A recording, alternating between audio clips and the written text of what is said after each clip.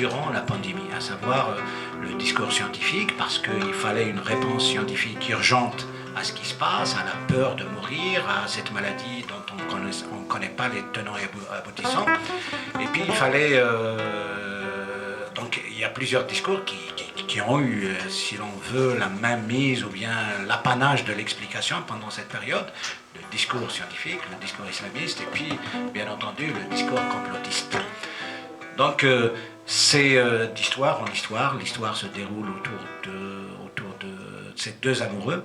Mais la question que se pose réellement, si l'on veut, la plus importante que se pose le roman, est-ce que c'est l'événement qui change les sociétés ou bien est-ce que c'est la quotidienneté, les choses quotidiennes de la vie qui changent les sociétés?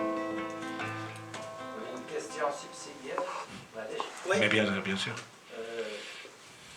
Est-ce que vous développez dans votre roman, comme il y a un philosophe, est-ce que la protestation n'a pas changé les comportements sociaux en Algérie? Il m'a semblé vous avoir observé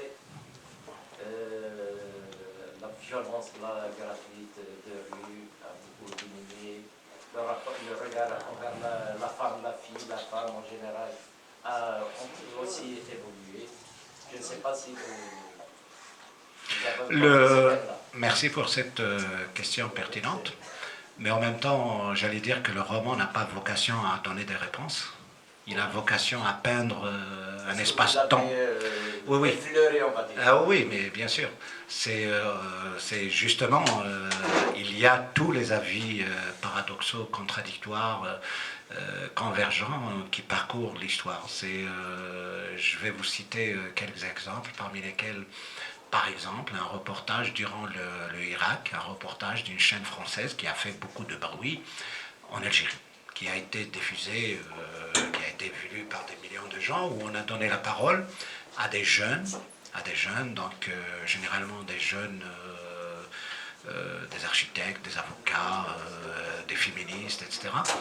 Et puis, au-delà de l'aspiration grandiose de tout un peuple, parce que nous avons rêvé avec cette protestation, hein, nous avons pleuré même, du moins pour d'aucuns, et il se posait la question, c'est-à-dire dès qu'il s'agissait, le reportage posait la question à quelle société nous aspirons, de quelle société rêvons-nous, parce que dès qu'il s'agissait d'aller de l'avant et de se dire ok, il y a une révolution, il y a des millions de gens qui sont déversés dans la rue, mais est-ce que le boulevard lui-même est capable de faire une révolution?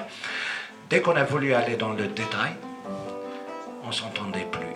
Le diable qui se cache dans le détail. C'est-à-dire, est-ce que la révolution va nous mener vers la démocratie, vers la laïcité, vers l'égalité, vers un vivre ensemble harmonieux, etc. C'est un petit peu la question que, si l'on veut, la réponse qu'avait accéléré ce reportage et tant d'autres petits événements comme ça. C'est-à-dire, comment avons-nous été à ce point outrés comme société par une fille qui prend une bière dans un balcon après avoir embrassé son petit ami? Comment avons-nous été à ce point outrés par un architecte qui est revenu d'exil, l'espoir grandiose de rendre service à sa patrie, et qui soit d'un coup, même en plein protestation, entre parenthèses révolution, parce que en vérité ce n'en est pas une, éprouve le besoin de retourner à l'exil. Voilà. Donc, oui, le roman, il se pose ce genre de questions à travers cette histoire, et puis à travers tout simplement l'histoire d'amour de Ahlam, parce que c'est un prétexte narratif pour dire le rêve ou les rêves que nous faisons tous les jours ensemble, et puis Elion, le philosophe, qui se retrouve philosophe par pur hasard, mais en même temps